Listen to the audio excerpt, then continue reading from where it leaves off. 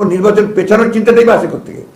আমরা মনে করি যে এই বছরই মাঝামাঝি সময় অর্থাৎ আপনার জুলাই আগস্ট এর মধ্যেই নির্বাচন সম্ভব। তাদের চোখের সামনে শুধু ক্ষমতা, কিন্তু তাদের চোখের সামনে শুধু ক্ষমতা নয়, বরং ওই লাশগুলো থাকার কথা ছিল, রক্তগুলো থাকার কথা ছিল, শহীদ পরিবার আহতদের হাহাকার থাকার কথা ছিল। যেই অভ্যুত্থানের এখনো আমার 1 বছর হয়নি, সেখানে যদি বলা হয় যে 25-এর মাঝামাঝিতে অর্থাৎ 1 বছরের পূর্বেই তারা তাদের জায়গা থেকে নির্বাচনটি চায়, তখন আমাদের মনে হয় তাদের চোখের সামনে শুধু ক্ষমতা। কিন্তু আসসালামু আলাইকুম। ক্ষমতা লোভীদের চোখে চোখ রেখে কথা বলেছেন বৈষম্য বিরোধী ছাত্র আন্দোলনের অন্যতম সমন্বয়ক সার্জিস আলম। সুপ্রিয় দর্শক, তিনি বলেছেন যারা দ্রুত নির্বাচন চায় তারা ক্ষমতা লোভী। এদেশের জনগণ চায় বাংলাদেশে এমন একটি পরিস্থিতি এই সরকার করে যাক যাতে কোনো ক্ষমতা লোভীরা ক্ষমতায় এসে আবারও যেন আজীবন ক্ষমতা থাকার এই পায়তারা যাতে না করতে পারে, সেই দুঃসাহস না করতে পারে, সেই রকম কার্যক্রম যেন এই সরকার করে দিয়ে যান, এরকম সংস্কার যেন করে দিয়ে যান।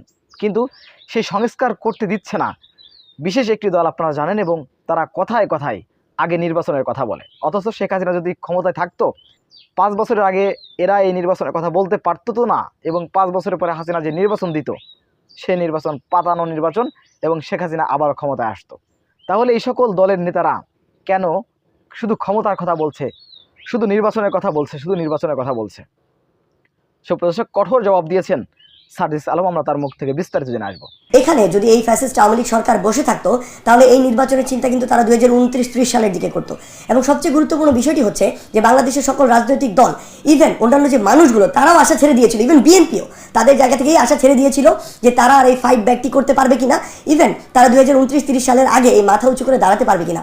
সেই জায়গায় এত বড় একটি ছাত্র জনতার অভ্যুত্থান হয়েছে, যেই অভ্যুত্থানের এখনো আমার 1 বছর হয়নি, সেখানে যদি বলা হয় যে 25-এর মাঝামাঝিতে অর্থাৎ 1 বছরের পূর্বেই তারা তাদের জায়গা থেকে নির্বাচনটি চায়, তখন আমাদের মনে হয় তাদের চোখের সামনে শুধু ক্ষমতা।